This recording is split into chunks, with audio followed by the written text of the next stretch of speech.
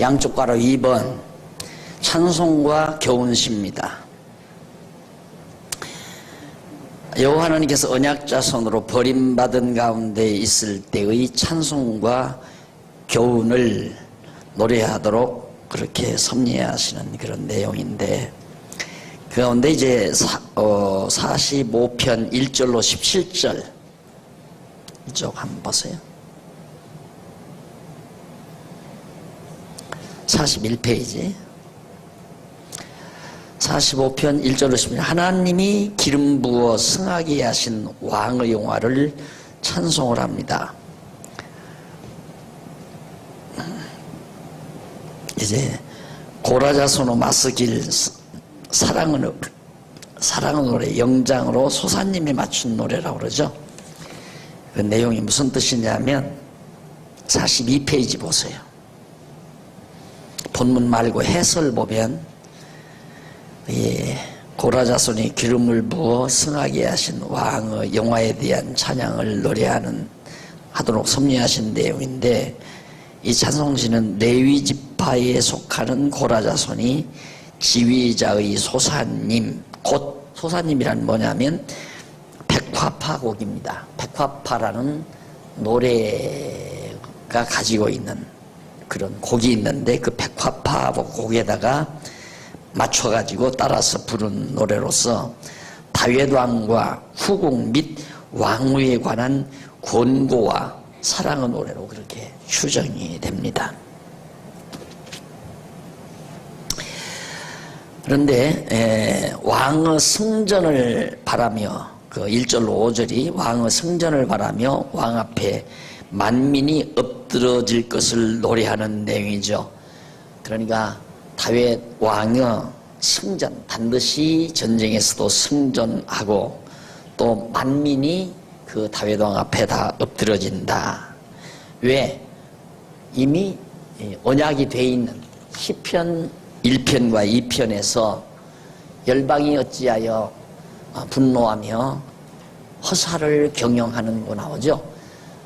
이스라엘 백성 외에 다른 열방들이 아무리 잘난 척 날뛰고 막 흥황하는 것 같아도 다 쓸데없는 일이다, 다 허사다 그 말이에요.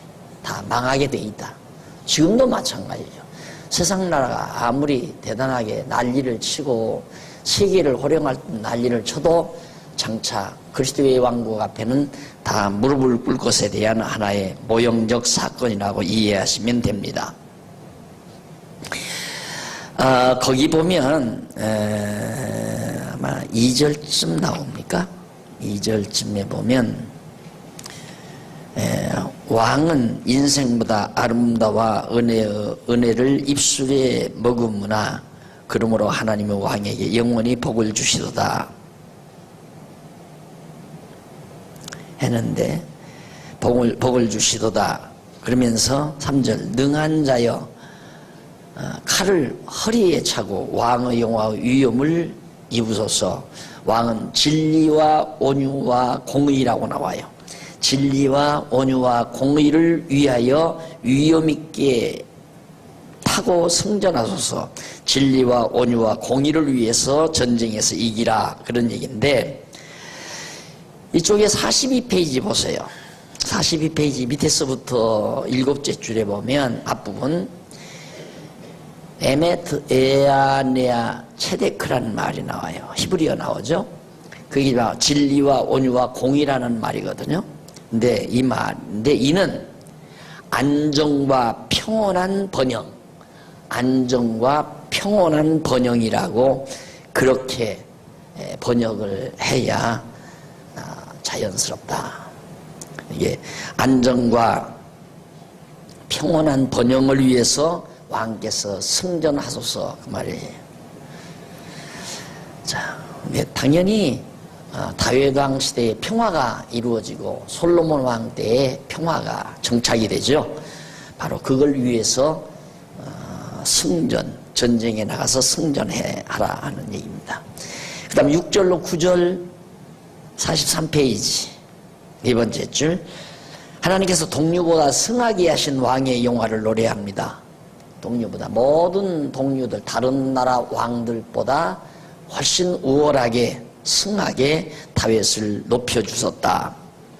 그리고 10절로 12절 고라자손이 후궁에게 왕만을 공경하라는 훈계를 노래합니다. 후궁들 다른 데 바라보지 말고 오직 왕만을 바라봐라. 왕만을 바라봐라. 후궁들이 당연히 왕에게 충성해야지 다른 데 충성하면 되겠습니까?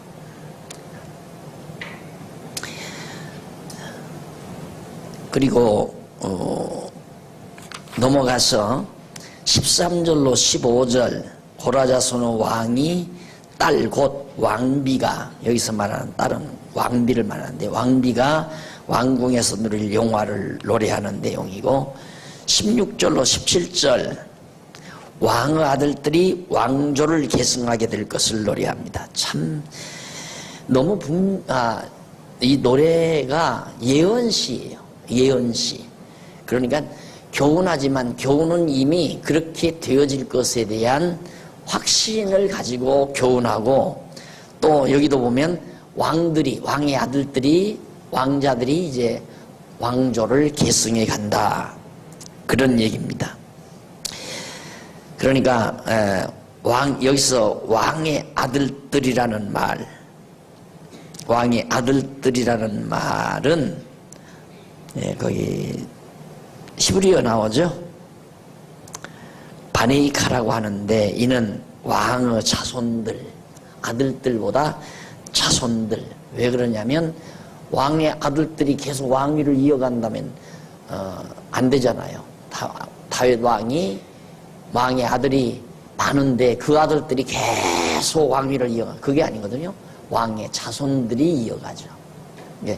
아들 솔로몬이 이어가고, 또 솔로몬의 아들 르호보암이 이어가고. 그러니까 아들이라고도 번역되지만 거기 바네이카라는 말이 아들로도 번역이 돼요. 아들 말고도 자손이라는 말로도 번역이 가능합니다. 자, 그 다음 넘어가서 46편 1절로 11절 피난처와 힘이 되시는 야고보 하나님의 권능을 찬양하는 내용입니다. 이 노래는, 이 찬송은 레위지파에 속하는 고라자손이 지휘자를 따라서 소프라노 음에 맞추어 부른 노래라. 거기 보면 영장으로 알라못에 맞췄다 그래요. 알라못. 이 알라못이라는 말은 소프라노, 지금 우리말로는 소프라노라는 그런 말을 알라못이라고 얘기합니다. 시온성이 극한 외적의 침입으로부터 보호를 받았을 때에 부르는 것으로 그렇게 추정이 되는 노래입니다. 1절로 3절 언약 백성은 환난 중에도 두려워하지 않는다고 노래하죠. 당연하죠. 하나님의 언약을 받은 백성은 곤고한 날이 와도 절대 두려워하지 않는다. 이미 하나님께서, 여기 나오죠. 하나님의 법이에요. 이거 정해놓은 거예요. 절대적인 법이에요. 뜻, 계획, 생각, 하나님의 작정하신 뜻이기 때문에 다윗 왕 세우시고 그 다윗 왕가를 계속 유지발전해서 다윗 자손으로부터 예수가 오실 것을 이미 법으로 적용놨어요. 반드시 그렇게 된다 이 말이지. 그게 하나님의 뜻이고 작정해 놓은 거다. 그렇기 때문에 다윗이 서령 왕이 됐을 때 곤고한 날이 왔다 하자. 곤고한 날이, 어려움이 왔다 하자. 그래서 두려운 것이 없다. 이미 갈 길은 정해져 있기 때문에 하나 두렵지 않다. 이걸 믿고 사는 게 우리 신앙입니다. 하나님은 우리의 일생을 정해 놓으셨어요. 일생을 딱 바로 우리들로 하여금 해야 할 일을 딱 정해 놓으셨어요. 제가 오늘 아침 밥을 맛있게 먹고 나서 왜 이렇게 밥맛이 좋을까? 그러면서 내가 그런 얘기를 했어요. 아유, 마음에 담고 있었던 말을 다 풀어놔 버렸더니만 밥맛이 좋은 모양이라고. 마음에 담고 있었던 건 뭐 다른 게 아니고, 지난 주일날 제가 다 말씀드렸잖아요. 되고 안 되는 건 나는 상관없어요. 이제 그 일을 맡아서 하실 여러분들의 선택이지. 하나님께서 내당대에 그 일이 이루어지도록 하려면 여러분들이 선택할 것이고, 만약에 내당대에 이루지 아니하시려면 뭐 여러분들이 다 선택을 안 하실 거고, 그건 상관이 없죠. 그러나 내 마음속에 있는 건 털어놔야 한단 말이죠. 그걸 왜 안 털어놨는가? 너무 안주, 편안하게 살고 싶어서, 욕 안 먹고 편안하게 살고 싶어서, 많은 목사들로부터 인정받고 싶어서, 한국교회로부터 인정받고 싶어서, 그런 것들이 혹시 작용하지 않았나? 네, 그런 생각을 참 많이 했어요. 내가 참 지금은 이제 나이가 이렇게 돼서 이제 다 이제 일을 놀 시대지만, 놀 시기가 됐지만은, 한참 젊었을 때야 많은 동료들로부터 인정도 받고 싶고, 한국교회로부터 인정도 받고 싶고, 인간이기 때문에 그런 거 있었을 거 아니에요. 그런 생각 때문에 온화한, 그러니까 비교적 아주 그냥 과격하게 개혁을 하지 아니하고 차분하게 하나의 그 제도권 안에서 차분하게 이루어지기를 바라지 않았는가, 이런 생각을 참 많이 했습니다. 그러나 어쨌든 그런 말도 간간히 그저 부분적으로는 한마디씩 했지만은, 어제 지난 주일날처럼 종합적으로 내가 가지고 있었던 그런 생각들을 한꺼번에 털어놓기는 처음이거든요. 그래서 반맛이 그래서 좋은가 보다, 그런 얘기를 했습니다만은, 사실 어차피 하나님은 우리를 통해서 해야 될 일을 다 정해놓으셨어요. 어떻게 갈지는 우리는 모르죠. 그러니까 우리의 입장에는 하나님의 뜻이면 이거죠. 하나님의 정하신 법대로라면, 하나님의 뜻이면 이것도 하고 저것도 하리라. 하나님께서 우리 당대에 교회를, 제도를, 체제를 개혁하도록 정해놓으셨으면 된다, 이 말이죠. 그렇게 정해놓지 않았으면 암만 노력을 해도 안 되는 거고, 하나님의 뜻이면 이것도 하고 저것도 하리라. 그러니까 돼도 좋고 안 돼도 좋고, 그 말이 이걸 전제하지 아니하면 아무 말도, 이 말도 아닌 얘기예요. 어떻게 되면 돼도 좋고 안 돼도 좋으냐? 그러나 이 하나님의 법, 뜻이 전제되면, 되면 되는 것도 하나님의 뜻이고 안 되는 것도 하나님의 뜻이고, 그러니까 동시에 되고 안 되고가 되는 게 아니라 시기가 돼서 될 때가 되면 될 것이고, 때가 안 됐으면 아직 안 될 것이고, 그 얘기거든요. 그러니까 되면 될 때가 돼서 되는 거고, 안 되면 아직 안 될 때가 되기 때문에, 때가 안 되기 때문에 안 되는 거니까 어차피 하나님의 뜻대로 되는 거 아니에요. 그래서 우리는 좋은 거다. 역시 이 시편 기자의 말도 그거예요.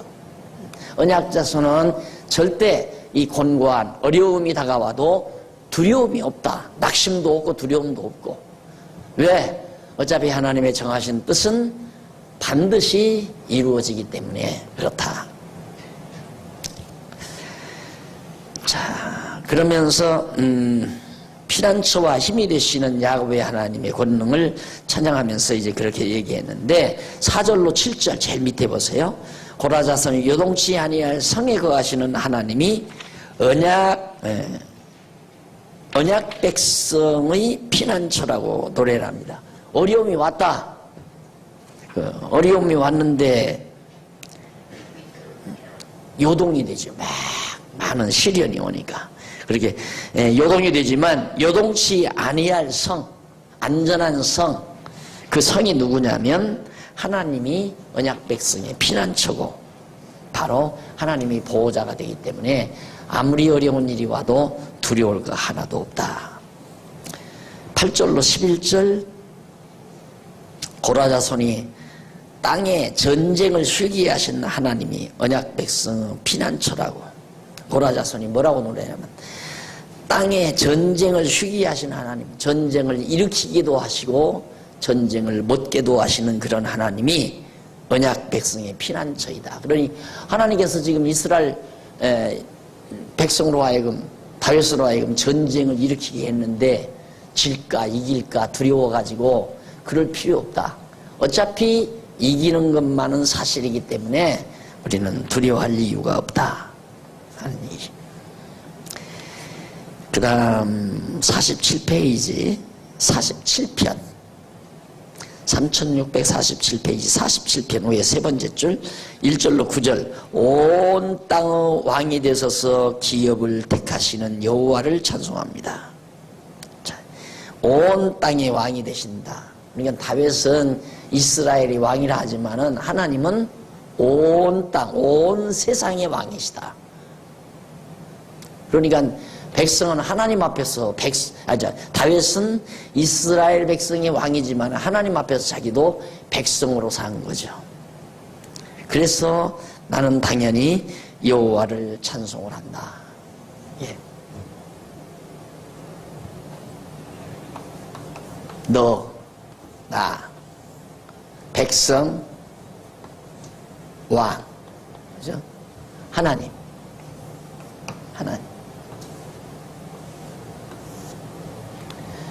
참 우리가 착각하는 게 뭐냐면 하나님께서 이 이스라엘 백성 가운데 다윗을 왕으로 삼았잖아요. 다윗은 이 구도로 살았어요. 나도 하나님 찬양하고 너도 하나님 찬양하라. 내가 너희들의 왕이니까 날 찬양하라 그러는 게 아니라 나도 나의 왕이신 하나님을 찬양하고 너 내 백성들아 너희도 하나님을 찬양하라. 이건 아니다 이 말이죠. 그러나 끝없이 인간들은 하나님을 지켜놓고 자기가 찬양의 대상이 되고 싶어하는 많은 백성들로부터 존경받고 추앙받고 찬양받고자 받으며 살고 싶어하는 인간의 그 고악성, 이게 바로 어리석은 인간의 생각이죠. 총명하지 못하니까 그런 생각을 하는. 그래서 백성들이 자기를 찬양하지 않되 분노가 일고 속이 상하고 그놈을 죽이고 싶고 보복하고 싶고 이런 거죠. 내 말 안 들었을 때 화가 나고. 그럴 필요 없잖아요. 나는 이 왕은 하나님의 말씀, 하나님의 정하신 뜻대로 백성에게 하나님이 백성을 다스려가는 하나의 심부름꾼, 청지기라 이 말입니다. 청지기를 왕이라는 직분으로 만들어 놓은 거거든요.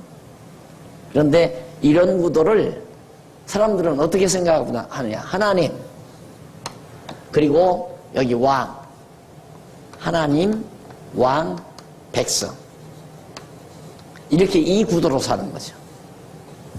나는 하나님 섬길 테니까 너는 날 섬겨라는 거예요. 이게 로만 캐토릭의 체제 구도입니다. 이 로만 캐토릭은 교황 아니에요, 교황. 하나님 다음에 교황이에요. 근데 하나님 안 보이니까 이건 딱 가려놓고 내가 하나님입니다 이 말이에요. 다 내 지배를 받아라. 내 영광을 돌려라. 그래서 다른 백성들, 성도들과 차별나게 황금으로 모자를 해쓰고 이상야릇한 옷을 입고 아마 이 지휘봉을 가지고 그렇게 쇼를 부리는 거예요. 온 백성들의 존경의 대상으로. 완전히 이건 기만군이죠. 기만하는 자. 이 구도예요. 인간은 천하 없이도 어느 누구도 예외 없이 이 구도. 그래서 우리 관계는 너와 나 사이는 사랑의 관계죠. 서로 왕은 백성을 사랑하고 백성들은 역시 왕을 존중히 여기고 이러면서 이제 하나를 이루고 하나님을 경외하는, 이건 서로의 관계고 이건 절대 관계고, 이 관계를 잃어버리면 항상 주책을 떴는다. 인간은 자기가 잘난 척하고 위대한 척하고 모든 사람이 자기 말에 복종하기를 바라고 이런 생각. 그 다음 넘어가서 48편 1절로 14절 5절로 9절 보십시다. 제일 위에 48페이지. 고라 자손이 온 땅의 통치자로 보좌에 오르시는 여호와 찬양을 노래하는 내용입니다. 예, 결국 온 땅의 통치자 여호와를 노래하는, 이 고라 자손이 여기서 다윗 왕을 찬양한 게 아니잖아요. 고라 자손, 레위 자손도 절도 하나님을 찬양하고 다윗도 하나님을 찬양하고 하나님을 찬양하는. 인간끼리 왜 갈등이 나오는가? 우리 교회도 마찬가지입니다. 우리 교회도 하나님 중심, 여호와 중심으로 모이면 갈등이 없죠. 그리고 우리는 서로 사랑의 관계로 엮어지면. 그런데 우리 성도들 사이에 자기 유익을 구하는 쪽으로 나가게 되면 이제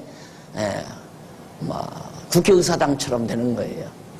야당은 야당대로 자기 이권이 있고 여당은 여당대로 자기 이권이 있으니까 싸움 없는 국회 만들자는데 그러면 제왕 정치를 해야죠. 절대 권한을 쥐고 있는 제왕 정치. 그러면 싸우는 국회 없어요. 싸우면 막 다 갖다가 집어 쳐넣어버리면 국회가 조용하죠. 말이 안 되는 거죠. 그건 제왕 정치. 왕의 완전히 그냥 권한하에서 국회가 좌우되는. 그래서 이 법 통과시키라면 통과시키고 통과시키지 말라면 통과시키지 말고 그러면 국회에 싸움이 없잖아요. 이 정치가 뭔지를 모르고서 자꾸 부분적인 얘기를 내뱉는단 말입니다. 그러니까 참 가짠시요. 말이 되는 얘기입니까? 서로 야당이 가지고 있는 이권이 다르고 여당이 가지고 있는 이권이 달라요. 이권이 다르니까 싸움할 수밖에 없죠. 그걸 억지로 밀고 나가려니까 몸으로 부딪히는 수밖에 없는 거고요. 당연한 거예요. 왜? 서로의 이득을 얻기 위해서 정치를 하는 거니까. 근데 기독교 정치는, 교회 정치는 우리의 이득이 아니에요. 어떻게 하면 하나님의 뜻이 이루어지는가, 뜻을 따르는 거죠. 이것이 하나님의 뜻인가, 저것이 하나님의 뜻인가를 찾아서 그 뜻을 시행하려고 하기 때문에 하나 될 수 있다는 얘기죠. 그러니까 내가 지난 주일에 말씀드린 대로 상권 분립을 하는 것이 하나님의 뜻이냐, 상권 분립을 안 하는 것이 하나님의 뜻이냐, 그 뜻을 찾으면 하나로 뭉쳐질 수 있잖아요. 그런데 만약에 내가 지금 상권 다 쥐고 있잖아요. 기존의 장로교 헌법에 의해서 내 쥐고 있는 거예요. 내가 당회 안 열면 당회 못 열어요. 내가 당회 안 열면 당회를 못 연다 이 말입니다. 그리고 내가 당회장이 어떤 안건에 대해서 정말 자기 요령대로 요령을 펴서 그렇게 할 수 있는 그런 이제 여건도 돼 있는 거고. 그러니까 이거 완전히 모든 권한 다 쥐고 있죠. 그걸 내가 그대로 내 유익을 갖겠다고 그대로 쥐고 있으면 그냥 이대로 가는 거죠. 그러나 성경이 그게 아니니까, 성경이 그게 아니기 때문에 나도 여지껏 그렇게 안 살아왔으니까. 그런데 그렇게 안 살아봤다는 건 지금의 기존의 헌법을 내가 무시했다는 얘기거든요. 그러니까 그렇게 안 살아왔으니까 그렇게 앞으로도 안 살도록 해가는 것이 성경적이라고 제가 말씀드린 거 아니에요. 그럼 성경대로 하자니까 여러분들이 공감하면 한마음 한뜻으로 되는 거예요. 그러나 누가 어느 장로님이 딱 보니까 목사가 그렇게 상권 다 주고 있는 건 불법이다, 이걸 깨달았다 이거예요. 근데 나는 죽어도 안 놓겠다. 봐라, 우리 헌법에 봐라, 나는 헌법대로 내가 다 가지겠다. 장로님은 그건 성경에 틀렸다. 그러면 쌈 붙는 거예요. 이제 교회가 난장 받는 거예요. 목사판 장로판 해가지고. 그러니까 교회는 하나가 될 수 있는 것이 뭐냐면 절대 교회 안에서 자기 유익을 구하려고는 안 돼요. 교회는 자기 유익을 구하기 위해서, 이권 취하기 위해서 온 것이 아니에요. 교회는 벌써 누군가가 교회 안에서 이권을 취하면 버긋나는 거예요. 그럼 자기가 이권을 취하려면 이쪽에서는 이권 취하고 싶지 않아요? 예를 들어서 어떤 분이 교회를 통해서 엄청난 이권을 취한다. 그러면 이권 취하지 못하는 사람은 그거에 대해서 반대할 거고, 자기도 이권 취하려고 하니까 또 반대하고 그러니까 충돌이 일어나죠. 오직 우리는 하나님의 영광만을 위해서 하나님의 뜻, 정하신 뜻, 이 뜻을 찾아서 어느 것이 하나님의 뜻인가를 찾아서 만나게 되면 교회는 만장일치로 모두가, 그러니까 성경만 잘 가리키면 된다 이 말이에요. 우리 교회가 크게 누가 정치하는 사람이 인간적인 정치를 안 해도 이렇게 조용하게 되지는 이유는 원리는 딱 하나예요. 오직 성경만 열심히 가르치잖아요. 성경만. 내가 박 목사가 목사라고 해서 내가 계획하는 쪽으로 교회를 어떻게 이끌고 가려고 살살 성경을 꼬부라 붙여가지고 그렇게 한다면 안 되지요. 여기서 또 똑똑한 양반이 나와서 그 목사 그 성경 잘못 가리겠다, 틀렸다 이래버리고 이제 딴소리 하기 시작하면 목사패 또 그분 패하고 두 패가 또 생기는 거예요. 그런데 오직 성경 놓고 성경만 가리키니 반대할 사람이 있어야지. 안 그래요? 딴소리 할 수가 없다 이 말이죠. 그러니까 하나 되잖아요. 딱 하나.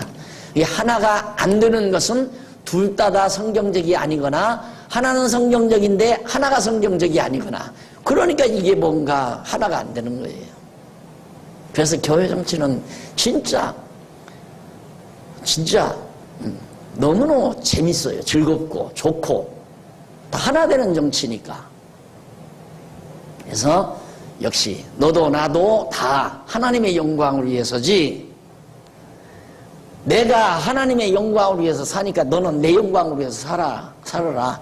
나는 하나님께 충성하니까 너는 내게 충성하라. 내게 충성하는 것이 하나님께 충성하는 거다. 요즘 교회 목사들 다 그렇게 가르치잖아요. 목사에게 잘하는 게 하나님께 잘하는 거다. 웃기는 얘기죠.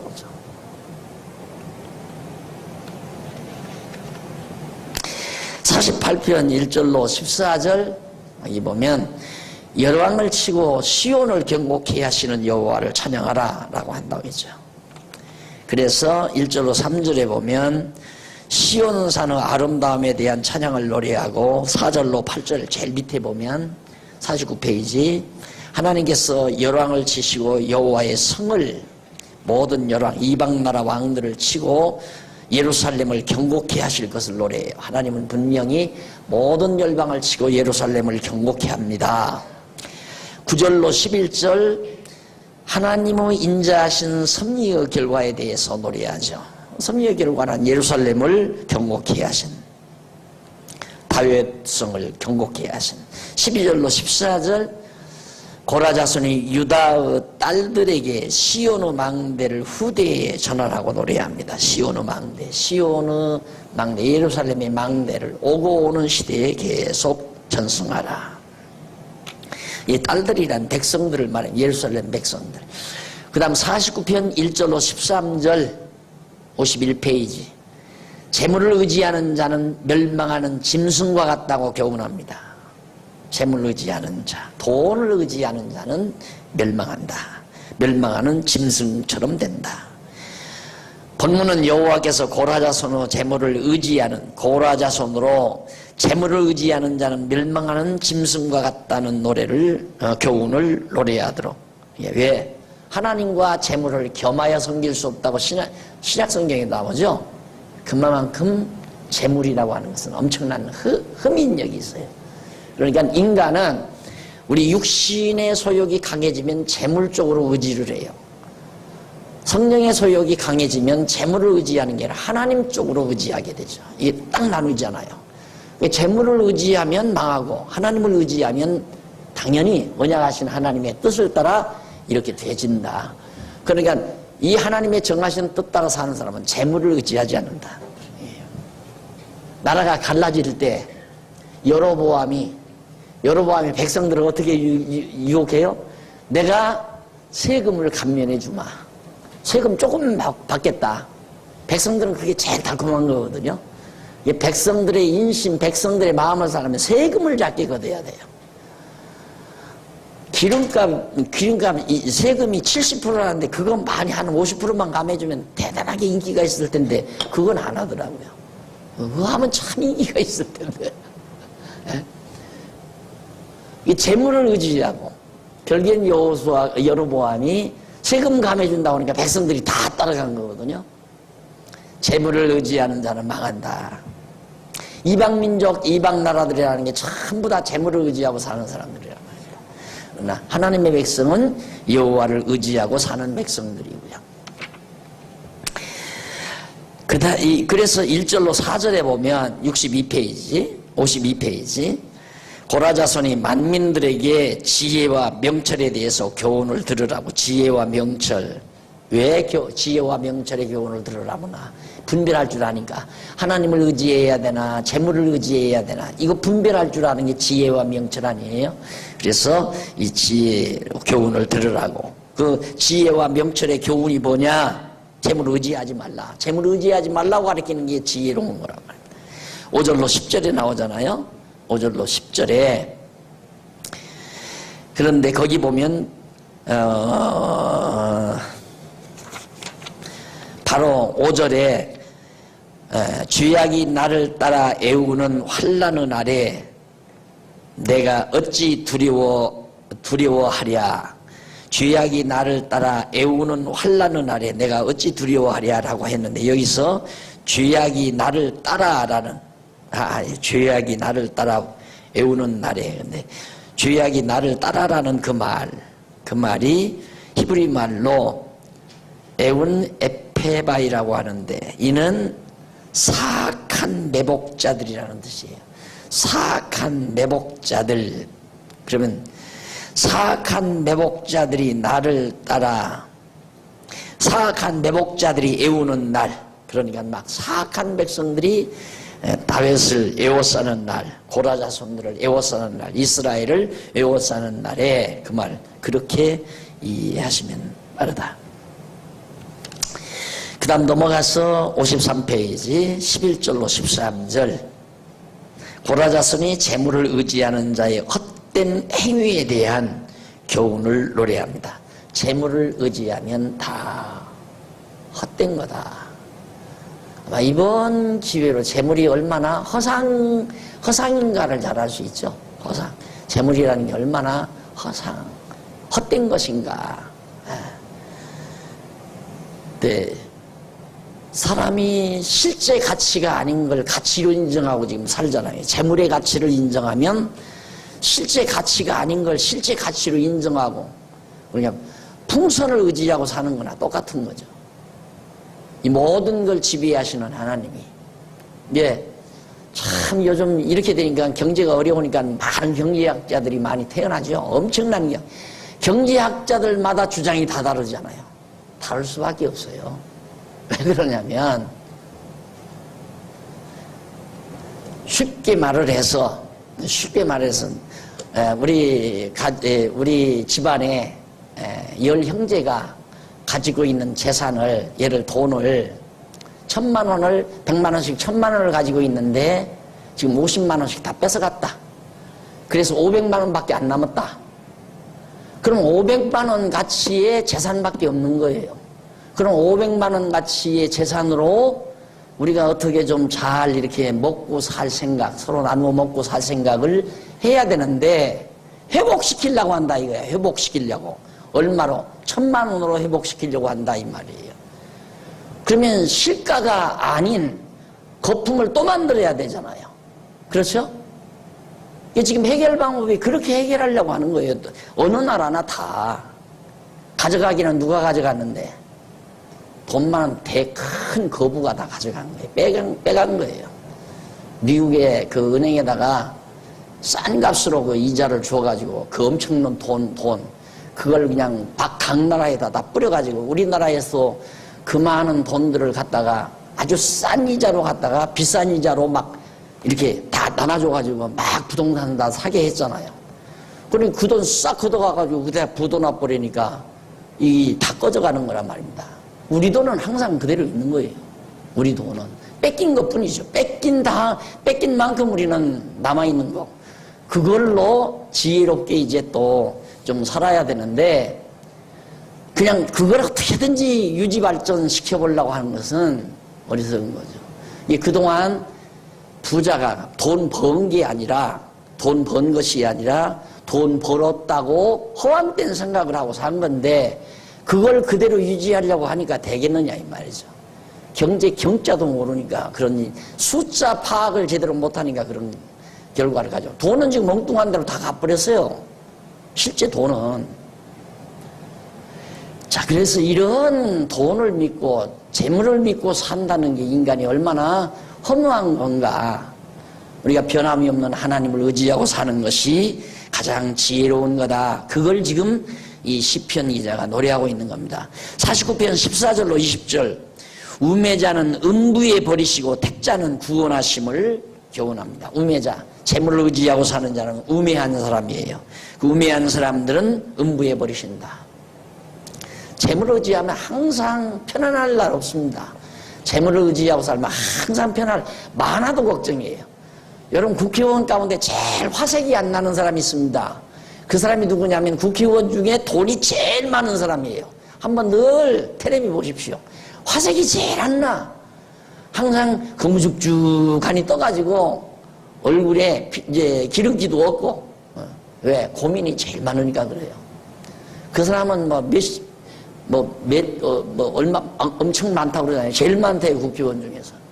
그런데 이게 이제 올라갔다 내려갔다 하는 동안에 일이천 왔다 갔다 하는 것도 아니고 1억 왔다 갔다 하는 것이 아니라 수십억, 수백억이 올라갔다 내려갔다 하니 하루라도 마음이 편하겠어요. 그러니까 그거 어떻게 제자리 유지시켜 보려고 발버둥을 치니까 그게 유지가 되느냐 이 말이죠. 다 그런 사람들이 다 국회에 앉아서 그러고 있는데 이 국회에 앉은 사람들이 전부 자기 재산을 우선 유지시키고 싶은 생각이 앞서 있는 거고 또 그런 사람을 국회에 내보낸 사람들도 그 사람 통해서 유지시키려고 지금 또 난리 났잖아요. 잠실에 빌딩 짓는 것도 다 누구하고 친구라고 그러더라고요. 권력자하고 친구라서 이번에는 15년 동안 미뤄오던 게 다 그런 분들이 앉아서 그렇게 하니까 잘못하면 재산이 다 손해나고 잘만 하면 막 푹 올라가고 그러니까 잘 되면은 왜 얼굴이 그렇게 평안도 없고 기쁨도 없고 한 번도 나는 테레비 나올 때 미소 짓고 나오는 걸 거의 못 봤어요. 돈 제일 많은 사람 국회의원 중에. 그 의지하고 사는 거 아니에요. 하나님 딱 의지하고 살아야 재물이 줄어도 늘어도 거기에 치심치 말고 내가 재물이 늘어나도 거기에 마음 뺏기지 말고 오직 여호와 하나님만 의지하고 사는 것이 가장 지혜로운 자의 삶의 모습임을 여기서 찬양하고 있는 거죠. 그 다음 넘어가서 14절로 15절 보세요. 54페이지. 여기 보면 우매자와 언약자손의 결국에 대해서 노래합니다. 당연하죠. 우매자는 망하고 언약자손은 결국 흥한다. 그 다음에 16절로 20절 중간에 부를 누리는 자도 죽음으로 겁내지 말라고. 부를 누리는 자도 죽어요. 돈 많은 사람이라고 해서 안 죽는 게 아니라며. 그러니까 절대로 부를 누리는 사람을 두려워하지 말아라. 이제 노래합니다. 그 다음 50편 1절로 15절. 재물보다 중심을 원하시는 여호와의 말씀을 교훈합니다. 자, 이게 참 만고불변의 진리인데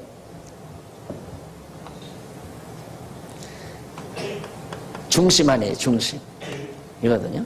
우리의 중심 마음이랍니다. 마음. 하나님은 이 마음을 원해요.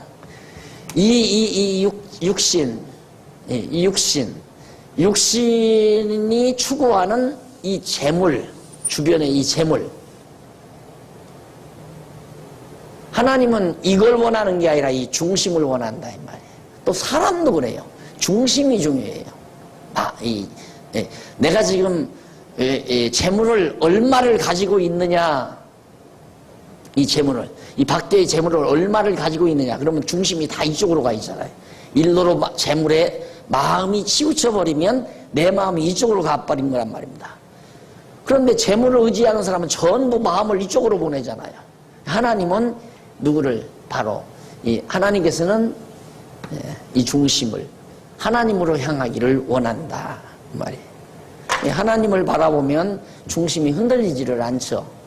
하나님, 그러니까 우리 인간적으로 설명을 하면 아버지, 부모님이, 힘 있는 부모님이 살아생전에는 마음이 안정이 되잖아요. 항상 내 마음이 편안하게 안정이.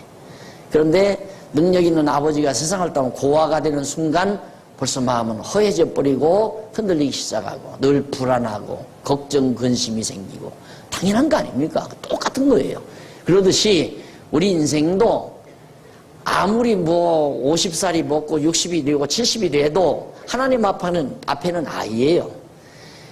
내 마음을 하나님께 딱 묶어두면 늘 안정스럽고 편안하죠.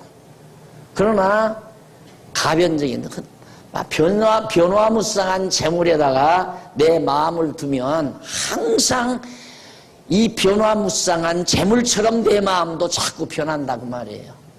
사람이 마음 한번 바뀌어질 때 와지는 충격이 얼마나 큰지 아십니까?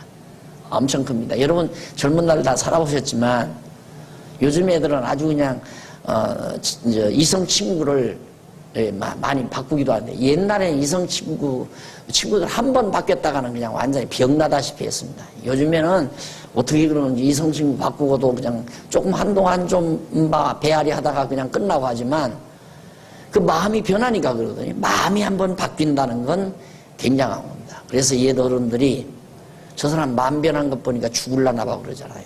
마음 변하면 죽어요. 그만큼 건강에도 충격파가 된단 말이죠. 마음이 항상 변함없이 그냥 평온하게 간직되어 있는 거. 하나님은 이 마음을 우리에게 원하는데 어리석은 자는 재물을 자꾸 추구해 간다. 그래서 재물보다 중심을 원하시는 여호와의 말씀을 교훈하는 내용을 바로 노래합니다. 1절로 6절 50페이지 50편 시온에 임하소서 말씀을 하늘과 땅에 반포하신다고 그렇게 노래하면서 7절로 13절 넘어가서 56페이지 13절 아사위 재물을 원치 아니하시는 하나님의 말씀을 노래합니다. 7절 한번 보실래요? 내 백성이 들을지어다 내 백성아 들을지어다 내가 말하리라 이스라엘아 내가 네게 증거하리라 나는 하나님 곧 네 하나님이로다 나는 네 하나님이다. 8절 내가 너의 재물을 너의 재물을 인하여는 너를 책망치 아니하리니 네 번제가 항상 내 앞에 있음이로다. 자, 우리는 자꾸만 이 하나님 앞에 하나님 재물을 준다. 이 물질 아니에요? 재물이 물질인데 지금도 그러죠. 우리가 연보를 한다. 하나님께 돈을 많이 내면 하나님이 좋아할 것이다.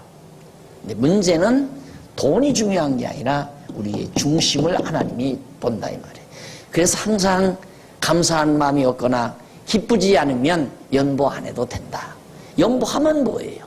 아까운 마음으로 즐거운 마음으로 감사한 마음으로 하지 않고 체면 차리기 위해서 교회에서 그래도 내가 체면이 있는데 남들 다 하는데 내가 어떻게 안 할 수 있어. 그래서 하기도 하고 돈 자랑하기 위해서 하기도 하고 그거 아니라니까요. 할 필요 없어요. 가서 떡 싸먹고 말아요. 그게 나아. 정말 하나님의 말씀을 깨닫고 감사한 마음이 있고 즐거운 마음이 있고 이것이 하나님의 뜻이로구나 깨달았을 때 그 뜻이 이루어지는데 써졌으면 좋겠다고 생각해서 즐거운 마음으로 내야 그게 진짜 거기에 그 돈에는 마음이 담겨 있다 이 말이에요. 마음이 담기지 않은 건 하지 말라 그 말입니다. 예를 들면 내가 선물을 할 때 별로 마음은 안 담겨. 그런데 한 달쯤 있다가 돈을 그 사람한테 꿔야 돼요. 그런데 이번 구정 때 선물을 하나 보내야 되잖아요. 마음은 없어요. 뭐 그분 좋아하는 마음도 있는 것도 아니고. 근데 한 달 후에 이제 돈을 좀 한 돈 100만 원 꿔야 되니까 간단한 선물 하나 사서 보냈다 이거예요. 그건 뇌물이에요. 뇌물. 사랑하는 마음 없이 선물을 보내는 건 뇌물이라 이 말입니다. 똑같아요. 하나님 앞에 연보하는 것도 마음을 담아야지. 마찬가지. 그래 내가 항상 저는 이제 사례받고 살죠. 사례를 받잖아요. 항상 담당 장로님 보니 아이고 뭐 돈이 얼마면 어떻습니까? 성도들의 사랑하는 마음이 중요하죠. 성도들의 마음을 담아서 받을 때 그게 사례지. 사랑하는 마음이 없이 돈을 주는 건 봉급이에요. 월급 받는 거예요. 이한 대가를 받는 거라고 말이죠. 나는 사례 받고 싶지 월급 받고 싶은 건 아니에요. 월급 받으려면 여기서 왜 월급 생활을 해요? 다른 데서 하죠. 다른 일을 하죠. 누가 다 보니까 부동산 하면 돈 잘 벌게 생겼대요. 말더라. 차라리 부동산을 하죠. 그러니까 여러분들이 준다면 교회에서 준다면 사례를 줘야지요. 사례를. 온 성도들의 사랑이 담긴 걸 주어야 그게 사례지. 하나님도 하나님께로 향한 중심이 담겨진 연보라야 그 중심을 받는 거지 연보 돈 받는 게 아니거든요. 연보 속에 담겨진 중심을 받는 거지. 그래서 마음이 굉장히 중요한 거다. 그래서 정말 어려운 사람이 예를 들어서 선물을 가져왔다. 그러면 아이고 내가 마음 다 받았어요. 가지고 가세요. 안 받겠습니다. 마음은 받았습니다. 그러잖아요. 그 속에 마음이 담겼기 때문에 마음은 내가 받았지만 물질은 당신 어려운데 그냥 가지고 가라. 마음 받는다는 게 매우 중요하잖아요. 사람도 마음을 중요시 생각하는데 어떻게 하나님이 중심을 중요시 생각하지 않겠어요? 그래서 절대 교회에서도 우리 교회가 정말 더 아름다워지려면 정말 하나님을 사랑하는 마음 없이, 진리를 사랑하는 마음 없이, 하나님의 뜻에 대한 이해 없이 무조건 돈 자랑하기 위해서 돈을 낸다거나 체면 차리기 위해서 돈 낸다거나 아까운데도 억지로 인색한 마음으로, 그게 없어져야 돼요. 그게 없어져야. 그거 없이 정말 깨끗한 연보로 다 즐거운 마음으로 하나님의 뜻이 이루어지기를 원하는 선한 사업에 열심히 하고자 하는 충성심으로 연보가 들어온 연보로만 일이 이루어져야지. 예를 들어 억지로 연보를 했다, 자기 자랑하기 위해서 연보를 했다 그러면 여기서 자기 목 찾으려고 하는 거예요. 그런 사람은 이제 여기서 이권 차리려고 하는 거예요. 이권. 그래서 어떻게든지 교회 것을 자기 것으로 만들고자 하는 욕심이 생기게 돼 있어요. 그러니까 이제 목사도 그래요. 목사도 이건 아주 이권을 챙기기 위한 쪽으로 가기가 제일 쉬운 게 교회에서 목사예요. 권한 쥐고 있죠. 세상 보니까 돈이 제일이죠. 그리고 성공했다는 건 돈 잘 벌었다는 거죠. 그리고 목회자들끼리 모이면 너 얼마 받느냐? 너는 목회에서 성공했다. 성공했다는 말은 어디다 별장이라도 하나 해놓고 집이라도 큰 거 가지고 있고 부동산이라도 좀 사놓고 있고 죽는 날까지 먹고 사는데 지장 없으면 목회 성공했다. 그리고 이름이 있고 이러면. 근데 목사는 어지간히 큰 교회 가면 그렇게 할 수 있는 거라 이 말이죠. 그때는 교회 끝나는 거예요. 그래서 교회에서 자꾸 이권을. 그래서 목사는 교회에서 이권을 생각하면 안 되죠. 그래서 이 사례를 받는다는 거 굉장히 조심스러운 겁니다. 그래서 사례를 많이 주든 적게 주든, 그래서 내가 늘 하는 말이 주면 받고 안 주면 받라. 절대 달라고 하지 말아라. 달라고 하는 건 월급 달라는 얘기고 노동의 대가 달라는 얘기지. 그러면 차라리 월급 생활 다른 데 가서 해라. 돈 벌려면 사업을 하고. 성도들이 주는 대로, 사랑을 담아서 주는 대로 주는 건 받되 안 주는 건 달라고 하지 말라. 표준을 그렇게 정해주지만 속에 욕심이 있는데 안 달라고 한다고 해서 중요한 것도 아니에요. 문제는 교회 것에 대한 욕심이 없어져 버려야 돼요. 욕심이. 그래야 되는데 그게 쉬운 일이 아니거든요. 이게 교회 부패는 바로 그런 데서 온다. 고양이 앞에 조기 구워서 놓으면 고양이가 혀를 내밀고 입을 자꾸 닫지 않아요. 왜? 먹고 싶다 이거야. 그러니까 고양이 앞에 조기 부어놓지 말아야 돼. 그래서 권한 주지 말아야 된다. 뭐 때문에 목사가 돈 일일이 챙겨나고 일일이 간섭하게 만드냐 이거야. 그러다 보면 사람이기 때문에 유혹을 받는다. 그래서 하나님 앞에 하나님은 이 물질을 드리는 재물을 원하는 게 아니라 인간 재물을 하나님 앞에 드리는 그 중심을 하나님이 받으시는 것이다. 그래서 마음이 모이고 뜻이 모여지는 것, 마음과 뜻이 하나 된다. 하나님의 뜻을 사랑하는 마음과 이 하나님의 뜻으로 하나님이 된다. 하나가 된다. 교회는 꼭 그래야 돼요. 꼭 그렇게 돼야 아름다운 교회가 돼요.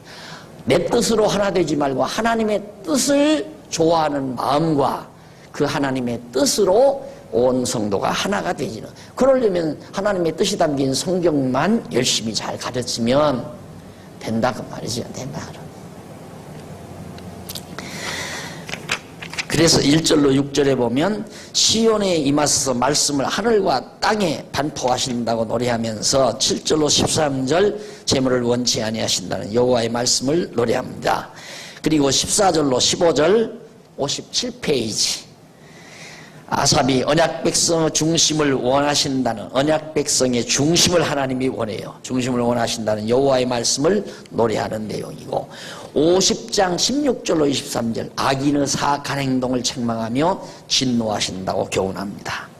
넘어가서 그 가운데 16절로 20절은 58절 아삽이 악인의 사악한 행동에 대해서 진노하신다는 여호와의 말씀을 노래하고, 21절로 23절 아삽이 여호와께서 악인의 죄를 진노하시고 의인은 구원하신다는 교훈을 노래하죠.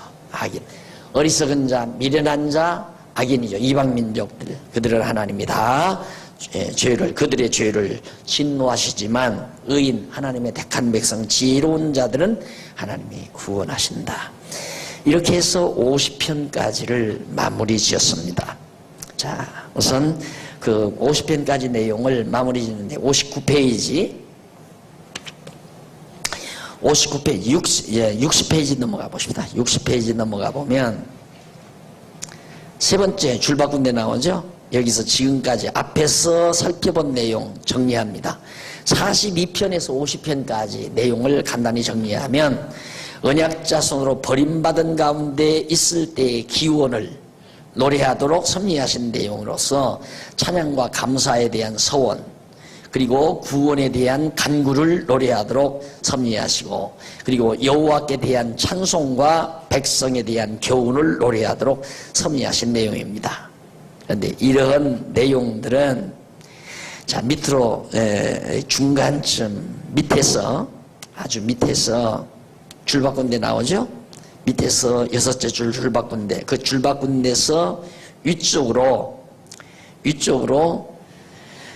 여섯째, 일곱째 줄 제일 뒷부분에 보면 이는 나와요.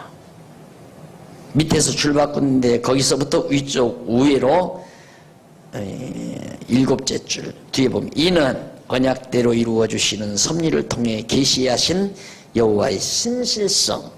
하나님은 언약대로 반드시 이루어주니까 이루어주는 걸 믿고 찬양한 거거든요. 그래서 이런 신실성을 찬양케 하시려는 계시 섭리인데, 뿐만 아니라 그런 섭리는 장차 오실 메시아가 아버지께 버리심을 받을 때에 기도하실 것에 대한 예표로서의 모형과 그림자다. 버림받을 때 예수님께서 겟세마네 동산에서 기도하잖아요. 정말 악당들에게 붙들려 가서 고통당할 때 오직 예수 그리스도는 엘리 라마 사박다니 어찌하여 나를 버리십니까? 라고 기도하죠. 그런 그리스도의 모습을 이스라엘 민족의 역사 속에 담아서 장차 메시아 보내줄 것을 언약하시는 말씀이다. 그런 겁니다. 이러한 목적에 의해서 하나님께서 이렇게 찬양케 하신 건데, 자, 끝에 보십시다. 제일 끝에 60페이지 밑에서 두 번째 줄 뒷부분에 보면 이러한 목적에 따라 여호와께서는 고라 자손과 아삽으로 버림받은 가운데 있을 때 기원을 노래하도록 섭리하시고, 이어서 그건 이제 끝났잖아요. 그렇게 섭리하시고 이어서 다윗으로 죄악 중에 있을 때의 기원을 노래하도록 섭리를 계속하신다. 그래서 다음 시간, 다음 학기 때 한쪽 가로 2번 죄악 중에서의 기원시부터 공부하도록 약속을 하시면서 이번 학기 강의를 마무리 짓니다. 기도하십시다. 사랑하시는 하나님 아버지, 은혜를 감사합니다. 이런 모습 저런 모습들로 하나님께서는 장차 오실 그리스도를 언약하시고 그 언약대로 그리스도가 이 땅에 오시도록 섭리하신 여호와의 신실성을 오늘 또 찬양한 구약 성도들의 찬양을 살폈습니다. 하나님 아버지, 한 번 언약하시면 변함없이 이루시는 여호와 하나님의 그 능력을 우리들이 다시 한번 깊이 성찰하면서 우리가 이 어려운 세상, 고통 많은 세상, 곤고한 세상이지만 우리의 중심을 원하시는 하나님 앞에 어리석게 재물을 의지하고 여호와를 의지하지 않는 자 없게 하시며 우리의 중심을 하나님께 의지하고 살아가는 슬기롭고 지혜로운 종들 되도록 역사하시옵소서. 지난 한 학기 동안 지켜주신 하나님의 은혜를 감사드리고 이제 잠시 휴강하게 됩니다.